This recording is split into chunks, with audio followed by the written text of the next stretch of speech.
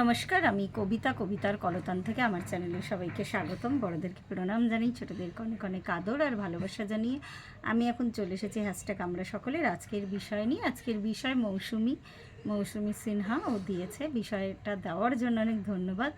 বিষয়টা হলো, যে আমাকে সম্মান করবে তাকেই কি আমি সম্মান করব? তো এটা ওর প্রশ্ন আর কি, অন্য কাউকে করব না, মানে এর ব্যাকগ্রাউন্ডে আর কি এটা অলিখিত।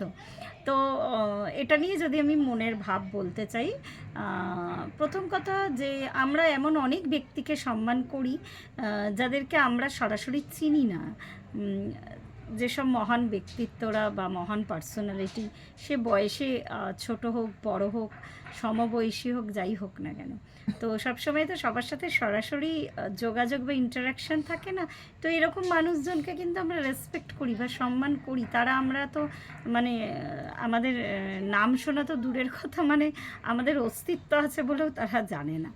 তো এই ক্ষেত্রে আর কি কথাটা খাটে না। এবার যদি বলি যে সরাসরি যেসব মানুষ যাদের সাথে আমাদের ডেলি লাইফে ইন্টারাকশান হয়, তো সেই সব মানুষদের ক্ষেত্রে অনেক সময় মানে বেশিরভাগ মানে 99% লোককে যদি তুমি বলো, তাহলে বলবে যে হ্যাঁ, আমি কাউকে কেয়ার করি না বা ও আমাকে রেসপেক্ট করে না, আমি কেন ওকে কেয়ার করতে যাব, আমার কি নিজের কোনো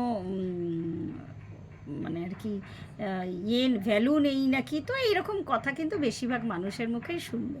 কিন্তু আমার এটা মনে হয় যে রেসপেক্ট বা সম্মান এটা কিন্তু প্রত্যেকটা মানুষের প্রাপ্য। যে আমাকে রেসপেক্ট করে তারও, যে করে না তার আরও বেশি প্রাপ্য। কেননা ওই যে কোনো মানুষ যারা আমার পরিমণ্ডলে আসছে, আমার বৃত্তে আসছে আর কি, তো তাদের সাথে আমার কিছু না কিছু ওই কার্মিক ডেপথ কিন্তু থাকেই, এমনি এমনি কিন্তু কেউ আসে না।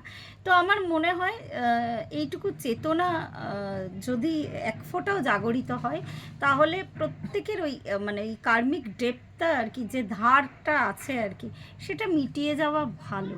যত আমরা অসম্মান করব, যত আমরা তাকে করব, তার ওপরে কোনো গ্রাজেস রাখবো, তত কিন্তু আবার ওই একই একটা সাইকেল নেক্সট লাইফে নিয়ে আমরা কিন্তু জন্মাবো। শুধু নেক্সট লাইফ নয়, আমি এটা এখন যদিও মানে আমি কোনোদিনই কাউকে কোনো কথা ধরে ধরে বোঝাতে যাই না।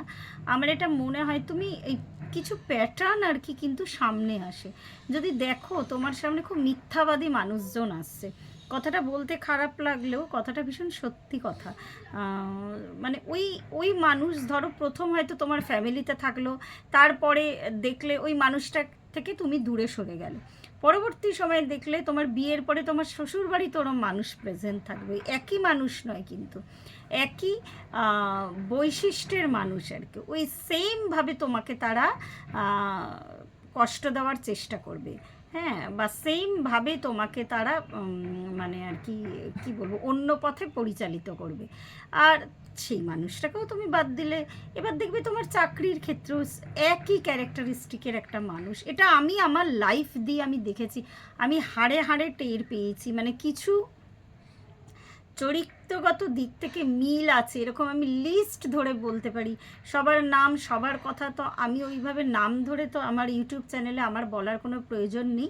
আমার যতখানি বোঝানোর জন্য বলা আমি ততটা বলছি। তো এরকম মানুষ আমি হাড়ে হাড়ে টের এখনও অবধি আমি এখন বুঝে গেছি বলে আর কি, তাদের সাথে কিভাবে ডিল করতে হয় আমি জানি, এখন শিখছি আস্তে আস্তে। তো এরকম মানুষ না ঈশ্বর আমার সামনে বারবার বারবার বারবার বিভিন্ন ফর্মে আর কি প্রেজেন্ট করছে। তো এটাই আমি বলবো যে আমি একজনকে এড়িয়ে যাব, দুজনকে এড়িয়ে যাব, 3 নম্বর মানুষটা ওই সেম প্যাটার্ন নিয়ে তোমার সামনে আসবে, আরও ভয়ঙ্করভাবে আসবে আর কি। তো ওই ওই প্যাটার্নটাকে আর কি ব্রেক করো। হ্যাঁ, আর এই পুরোটাই তো যা হচ্ছে আর কি, ওই যদি তুমি বুঝে যাও যে এটা পুরো একটা ম্যাট্রিক্স গেম আর কি, যদি তুমি সেই হেলিকপ্টার থেকে দেখো, ভিউ থেকে দেখো, তখন কিন্তু তোমার মনে হবে না এগুলো তোমার লার্নিং। ওই জন্য একই প্যাটার্নের লোক বারবার বারবার তোমার সামনে উপস্থিত করবে। আমি মানে বলে তো কাউকে বিশ্বাসটা ধরানো যায় না। আমি আমার অনুভব দিয়ে, আমার আমার এই এতখানি জীবন যে আমার পেরিয়ে এসেছি, সেই অভিজ্ঞতা দিয়ে কিন্তু আমি বলছি আমার নিজের জীবনে ভীষণভাবে পরীক্ষিত একটা জিনিস। একই প্যাটার্ন বারবার ওই ধরনের মানুষ, সে কোনো না কোনো রূপে, আমার আত্মীয় রূপে, আমার বন্ধু রূপে, বা মানে হট করে তার সাথে আলাপ হয়েছে এরকম রূপে কিন্তু আমার জীবনে আসছে। যতদিন না সেই পরিশোধটা আমি করে যাব তার সাথে, বা তার সাথে নয়, প্যাটার্নটার সাথে আর কি। আমি কাউকে তো চেঞ্জ করতে পারি না। আমার মানে আমার একটা নীতি আছে, আমি সবসময় মানে এটা মেনটেন করে চলি। যখন বুঝতাম না তখনও আমার সাথে যে খুব খারাপ ব্যবহার করে না, হয়তো যে জোর মানে মানে একদম জোর করে বলে দিচ্ছে আমার কাছে আসতে হবে না বা আমার সাথে কথা বলতে হবে না, আমি তার গণ্ডির মধ্যে কোনোদিনও ঢুকি না। কিন্তু যে মানুষগুলো আমি বুঝতে পারছি হয়তো ঠাড়ে ঠোড়ে বাংলায় বলে ওটাকে আর কি, মানে এদিক ওদিক করে আমার সাথে খারাপ ব্যবহার করছে, ইনিয়ে বিনিয়ে আমাকে কথা শোনাচ্ছে, মানে সে কথাগুলো খুব একটা সম্মানজনক নয় আর কি। আমি জানি না নিচে কিছু বাচ্চা খেলা করছে, তাদের আওয়াজ পাওয়া যাচ্ছে, যাই হোক। তো এই এই ব্যাপারগুলো আর কি আমি, যারা আমার সাথে ঘটায় আমি তাদের সাথে প্রচণ্ড ভালো ব্যবহার করি। যারা আমাকে ভালোবাসে তাদের সাথে আমি যতটা না ভালো ব্যবহার করি, আমি এই মানুষগুলোর সাথে, আমি কেন জানি না এই বোধটা আমার মধ্যে আছে, বোধটা নিয়ে আমি জন্মেছি। একদম সামনাসামনি খুব বাজে কথা বললো, খুব বিচ্ছিরিভাবে জঘন্য ব্যবহার করলো, তাদের কথা আমি বলছি না। যারা এরকম মানে তাদের তো আমি গণ্ডির মধ্যে আমার ঢোকার ব্যাপার নেই। যারা একদম ক্লিনভাবে তাদের বাউন্ডারিটা একদম পরিষ্কারভাবে আটকে দিচ্ছে। হ্যাঁ, ওই আগে যেটা হতো, আগের সাথে এখনের যে পার্থক্য, যে ওদের সম্পর্কে একটা বিষ, একটা ভার আমার মনে রয়ে যেত, যেটা এখন আর আমি রাখি না, নেইও। আমি বারবার বলি অনেকটা আমি নিজেকে মানে ক্লিনস করে ফেলেছি। মানুষ তো অনেক কিছু ফিরে ফিরে আসে, যেমন এই প্যাটার্নের মানুষগুলো আর কি।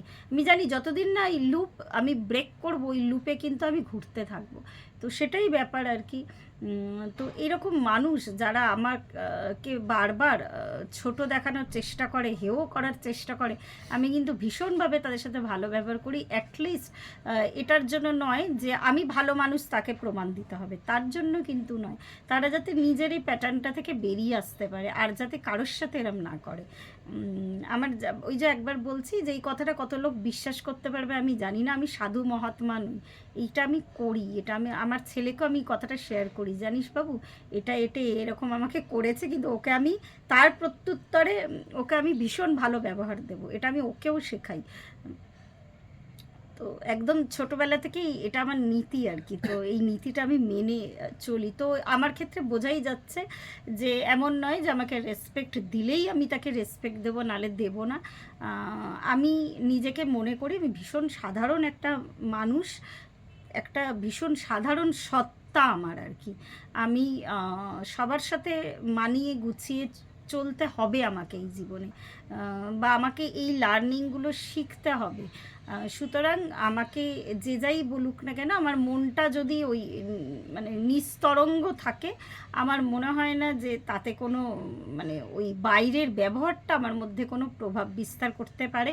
হয়তো সাময়িকভাবে, আরেকবার আমি বলছি, আমি কোনো যেহেতু সাধু মহাত্মা নয়, খুব হার্সলি কথা বললে, খুব সামনে এসে চিৎকার করে অঙ্গভঙ্গি করে খুব বাজে কথা বললে অনেক সময় আমি কেঁদে ফেলি হয়তো, আবার কান্নাটা দেখাইও না, কিন্তু তাকে আমি হয়তো মানে একটু নির্জনে আমার খারাপ লাগে, সেটা আমার বেশিক্ষণ থাকে না সেই খারাপ লাগাটা, 5 মিনিট 10 মিনিট। আমি জানি যে এই প্যাটার্নগুলো আমাকে ব্রেক করতে হবে, এটা আমাকে আমার হোম টাস্ক আর কি। তো এই মানুষগুলোকে আমি ঠিক করতে পারবো না, আমি শুধু আমি আমার নিজের লাইফকে ঠিক করবো। আমি চাইবো এই প্যাটার্নের মানুষ যাতে নেক্সট লাইফে আমাকে না ধাওয়া করে। আর তো এটা আমার নীতি, এটা আমার রিয়েলাইজেশন। আমি জানি না আমার সাথে কেউ সহমত হবে কি না এই ব্যাপারে, সেটাও তার নিজস্ব ব্যাপার আর কি। তো আমার মনে হয় আলোচনাটা আজকের আমি আমার দিক থেকে ক্লিয়ার করতে পেরেছি। আজকে এই শিবরাত্রি ভেবেছিলাম একটা বাবা বা মহেশ্বরের একটা টপিক দেব, কাল দিদি যেভাবে রঞ্জনাদি যেভাবে আলোচনা করে দিয়েছে, আমি আর মানে ওই আলোচনাটাই আর কি সম্পূর্ণভাবে যে শুনবে এই আলোচনাটা সম্পূর্ণভাবে তাদের ক্ষেত্রে আশীর্বাদ স্বরূপ আমি এত বড় কথা বললাম আর কি। তো সুতরাং ওটা আমি দিইনি। প্রত্যেকের মঙ্গল হোক, প্রত্যেকের ভালো হোক, এই কথা বলে আমি আমার আলোচনা আজকের মতো কমপ্লিট করলাম। ধন্যবাদ।